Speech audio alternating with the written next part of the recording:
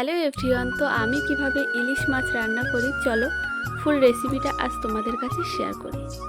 তো এই যে দেখো, ফার্স্ট আমি মাছ কেটে ধুয়ে পরিষ্কার করে নিয়েছি। কেটে নিয়েছি বেগুন আর কেটে নিয়েছি আলু, আর যা যা মশলা করার সবটাই এখানে করে নিয়েছি। দেখো কড়াই গরম হয়ে গেছে, তেল দিয়ে দিয়েছি। দিয়ে কিন্তু এক এক করে মাছ দেখো সব দিয়ে দিয়েছি। আর আমার মাছ কিন্তু এক পিঠ করে ভাজা হয়ে গেছে আর এক পিঠ করে উল্টে দিয়েছি। তো আমরা সবাই জানি ইলিশ মাছ বেশি কড়া করে ভাজতে নেই, কিন্তু মাথাটা তো ভেজে নিতে হয়। তবে সেটাও তুলে নিয়েছি ভেজে, আর কড়াইতে থাকা তেলে দিয়ে দিয়েছি বেগুনটা লবণ আর হলুদ দিয়ে সুন্দর করে ভেজে নিতে হবে। তো দেখো বেগুন ভাজা কিন্তু আমার অনেকটাই হয়ে এসেছে, সুন্দর একটা কালার চলে এসেছে দেখো। তো ফাইনালি আমার বেগুন ভাজাও পুরোপুরি কমপ্লিট হয়ে গেছে, তুলে নিয়েছি। কড়াইতে থাকা তেলে দিয়ে দিয়েছি আলু। এই আলুটাও লবণ আর হলুদ দিয়ে সুন্দর করে ভেজে নিতে হবে, তবে একটু ঢাকা চাপা দিয়ে কারণ আলুটা ভাজাতেই সেদ্ধ করে নিতে হবে। তো এই যে আলু ভাজা কমপ্লিট। তারপরে এখানে অ্যাড করেছি পেঁয়াজ বাটা।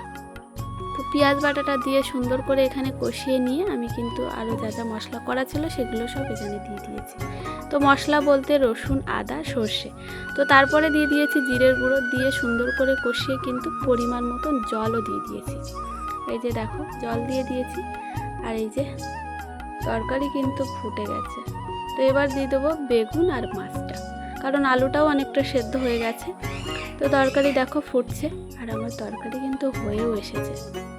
তো আমি এখানে একটা মশলা অ্যাড করেছিলাম, সেটা হলো গরম মশলা। তো এই যে দেখো আমার তরকারির ফাইনাল লুক।